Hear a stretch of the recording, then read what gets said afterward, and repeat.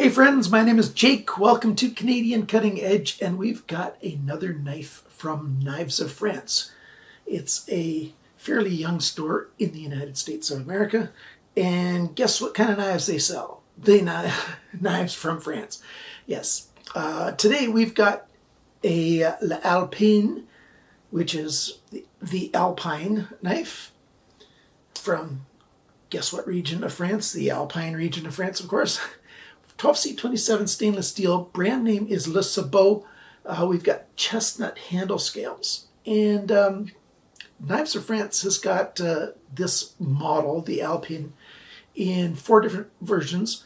We've got it with a horn handle scale. That's a different brand, not Le Sabot. It's a GR brand, and they've got XC75 carbon steel on those. But the 3 knives from the Le Sabot brand are 12C27 stainless steel. So you've got this chestnut wood. You can get it in olive wood with a lockback, and one with juniper wood. And I've had one of the Le Sabot juniper handles. They're very nice. And that's $65. The lockback version is olive wood, and it is $108. All these prices are before your 10% savings. With my coupon code CCE, you save 10% on all your purchases if you spend at least $50 US. That's enough introduction. Let's get to the tabletop and do a good close overview of this knife. And then we're going to do all the measurements and give you my final thoughts on what I think of this thing. So keep watching. There's one important thing that I need to tell you is the wood is not a sealed or finished wood. This is just raw wood. I've been handling it, and unfortunately I've got very oily skin, and so it's been starting to look a little bit dirty here. But I wanted to show you what would happen if you just use the knife as is. You're going to end up using the skin from your hands, especially if you're male. Males tend to have oilier skin, and that oil itself is going to be what seals it, but it's going to look dirty, a little more muddled, and not quite as nice. I'm going to be sanding this down with some nice fine sandpaper, and then I'm going to seal it with some nice finish, just a nice clear finish. So you need to be aware of that. Let's do a little size comparison. Oh, I think I'm zoomed in too close. The Ontario Rat 1, if we line it up right there, lining up the pivot point right there, it's actually not that much smaller than an Ontario Rat 1, and the Rat 1 is a fairly big knife. What we've got is a clip point blade, but it's a really stretched out clip point right here. One thing that they do at Le Sabot is the show side gets a bit of a chamfer, but the other side does not. It's just part of the look that the brand does.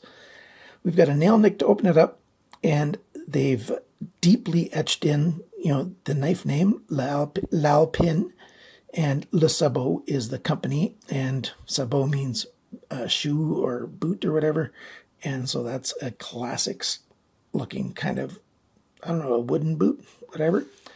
And right here it says France, because yes, these are handmade in France. And on this side we've got 12C27 Sandvik. So we don't have a high-end stainless steel. I would like to see the company switch to 14C28N instead of 12C27. That would be a better stainless steel, but 12C27 is an okay budget stainless steel. Full flat grind all the way down. There's no sharpener's choil, which means if you sharpen this knife a number of times, it's going to start ending up looking a bit odd right in that region. You may have some old classic knives that you've seen, and they sharpen it many times, and in that area there it looks a bit odd. Some people would prefer to have a sharpener's choil, and some people honestly prefer it this way. So the classic way is no sharpener's choil, so that's why they've made it that way. It's very thin behind the grind. This is some of the thinnest edge steel that I've ever had. These are thinner than, you might be thinking French knives, you're thinking Opinel. This is, I think, a little bit thinner than even Opinel does on their edges. There is a tiny micro bevel on there, and I'll tell you the measurement of that, the grind angles and stuff, a little bit later on. and all the measurements will be later. We've got stainless steel bolsters, and the pin is permanently put in there, so you can't see the pivot pin. I guess if the light is just right and I do a really close-up shot, I might be able to find the pin, but I can't see it with the naked eye where that pin is. And then we've got the steel liners going all the way back, and you can see that back spring coming out a little bit right there. That's, spring steel. It goes all the way. Let's close this up. Goes all the way back here and closes it off. So, yeah. I'm assuming that all of this is stainless steel as well. I should double check that. I believe that that's what it is. We've got 3 pins on each side holding the wood in place. And then it's been sanded quite smooth. I think it's been lightly buffed as well. It's not just sanded. It's got a really nice finish. There's no splinters or anything anywhere. It's very well done wood finish right there. I'm very happy with it. The back spring has a half stop, and that's very much, it's not exactly 90 degrees to the back, but quite close. And when it's open all the way, you can hear it snapping to the open position. It wants to stay open. Now, I grew up with slip joint knives and ones that are made this way with the same kind of spring tension. It's got the perfect amount of spring tension. And I use for piercing. It's just fine to pierce with a slip joint knife as long as you're also doing a little bit of movement in that direction. So, if this is a thing that you're trying to pierce, you're going a little bit in that direction and it'll pierce just fine and be safe. This very thin grind here is very good for slicing and cutting, and it performed excellently in my tests, largely because of how thin that steel is. I might be doing a smaller grind angle than they did. They did a grind angle here around 21 degrees per side, and I think I might do it a little bit less. With how thin it is, I don't know if I'd go much less, because then you're just making that edge very weak. But, maybe 18 degrees per side, maybe 20, maybe 19, who knows. I don't think I'd go lower than 18 degrees per side with how thin this is. How well does it feel in the hand? Well, a reverse grip is even comfortable. Any grip that I've had on this thing has been very comfortable. Sneaking up and using it delicately, very comfortable. It's just a well-made knife in terms of how it feels in the hand. It's a good budget knife made by French hands. So there you go. The Alpin by Sabot. Now let's go over all the sizes, dimensions, and all that stuff. The weight of this knife, 81 grams, 2.8 ounces. Not bad at all.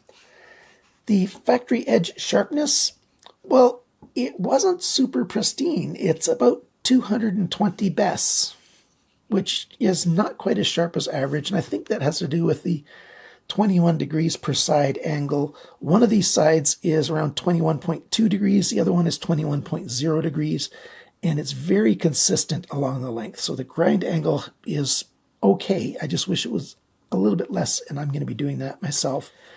The cutting edge length, 82 millimeters, 3.23 inches. Blade length, tip to the closest spot on the handle, is 91.2 millimeters, which is 3.59 inches. The blade thickness here at the flats at the ricasso, 2.88 millimeters, 0.1135 of an inch. The blade depth is widest right at that point where the clip starts, because it goes up first and then starts going down. 19.9 millimeters, that's 0.783 of an inch. How thin is it behind the grind? And I measured it in 3 places. 0.18 millimeters, which is 7 thousandths of an inch.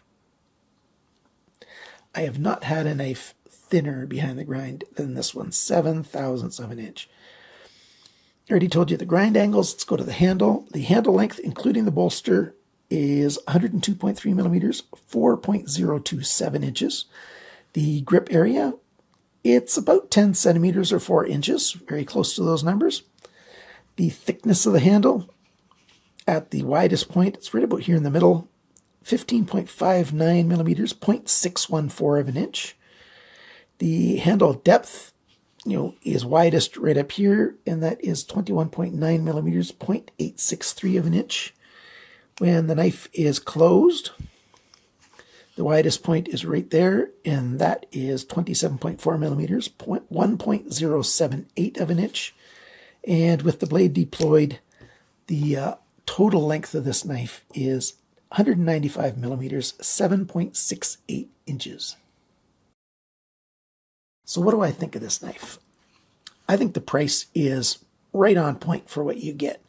And, getting that 10% off really does help make the price of this much better. And because 10% on $50, that's $5 off, which is, $5 is not something's tiny. That's good. I like it's got its classic features, classic lines, classically made, nice strength on that back spring. The nail nick is perfect. The strength of the amount of power that you need to pull it open or close it is just ideal, exactly what I'd like to have. And it feels good in the hand. What are some of the cons? Well, I'm not sure if these are cons. They're just things to be aware of. You have to treat the wood if you want to seal it. You have to do that yourself. If you want a sharpener's tool, you're going to have to put that on yourself. And the last thing is, make sure you're careful when you're closing the knife. I'm going to show you the wrong way to do it, and I'm going to wreck the edge, but I'll sharpen it back out.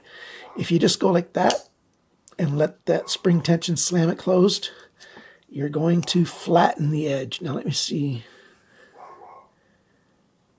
Yep, there's a section right there where the edge has been just flattened now. So you have to be careful about that. So I'm going to go take care of Bandit, and then I'm going to come back with my final conclusion. Of course, Bandit's barking because there's somebody down the street. Yeah, my final thoughts on this, yes, I recommend it. They've got lots of other knives at knivesoffrance.com. Check them out and, get a classic knife if you're into getting some classic knives. There's a whole lot more to French knives than Opinel. Let me tell you that. So check them out, and you're going to find a bunch of good stuff. They check every knife before they ship it to you. So they open the package and check it. Because these things are handmade, and, the owner of Knives of France does one extra step of quality control before he ships out the knife to you. And I think that's a good thing. So check them out. Thanks for watching this little video. Thanks for liking and sharing it with your friends. Thanks for subscribing. If you've not done that yet, please consider subscribing. And remember, friends, always cut towards your chum, not your thumb. Bye for now.